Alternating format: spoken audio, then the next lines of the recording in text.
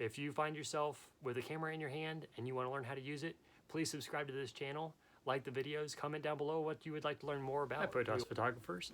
Today we're talking about camera brands.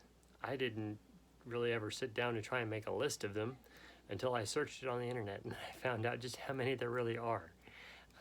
I was able to name between 8 and 13 of them. So, out of curiosity, how many can you name?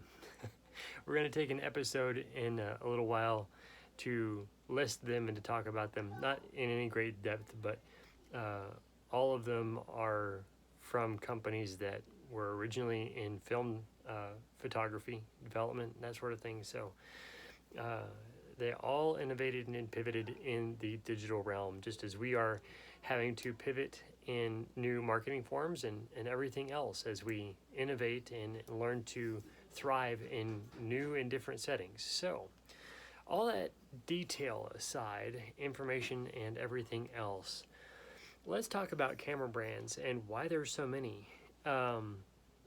Well, as we discussed, they all came from different brands and different previous history, but each brand focuses on one different aspect of the technology or the user interface or even the innovation of a specific technology. And so they each have a different, I'm not going to say power, but they have a different take and ability with that technology that no other company has. So that's part of their individual ability as a company, is to innovate and to create stronger equipment from that one point of view.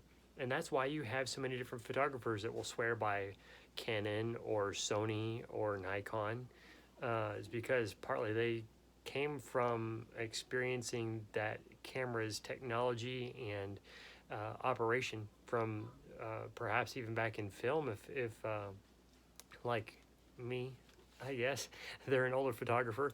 But in the same respect, with having a greater experience or knowledge or even corporate position, they may have had an ability, a strength in a business setting to come from.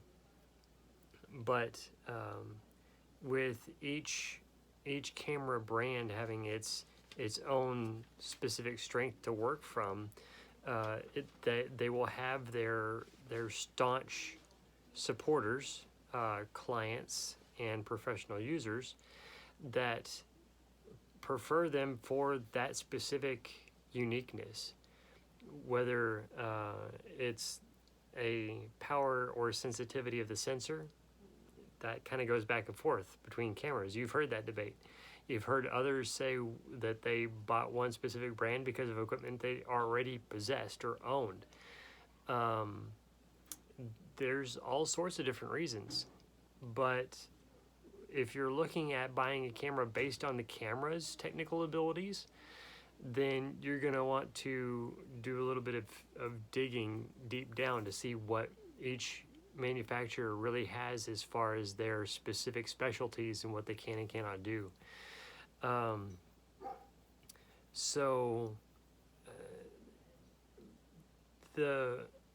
Besides the technical things of the equipment and the hardware and how each manufacturer designs the software behind the execution of the hardware, each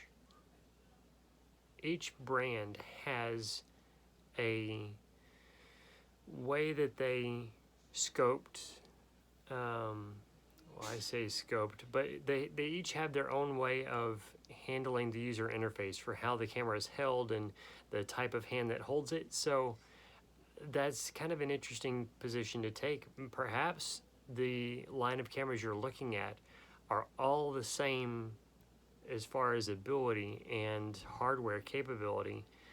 So then you're looking more at how the camera feels in your hand. Are you able to reach the buttons you use most frequently?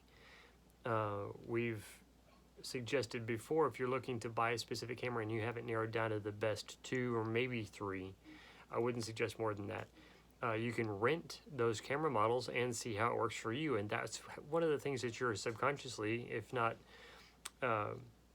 actually considering when you hold it, is what fits my hand best, what can I use most readily, easily with greatest convenience. So these details are what I would suggest you consider in buying a new camera if you're looking for a new camera, or if you're even just looking to see what works best in hardware abilities, and you go out and rent something for a shoot that you're doing, and see what maybe you want to start shopping for in a near future leveling up of equipment. So thank you so much for watching.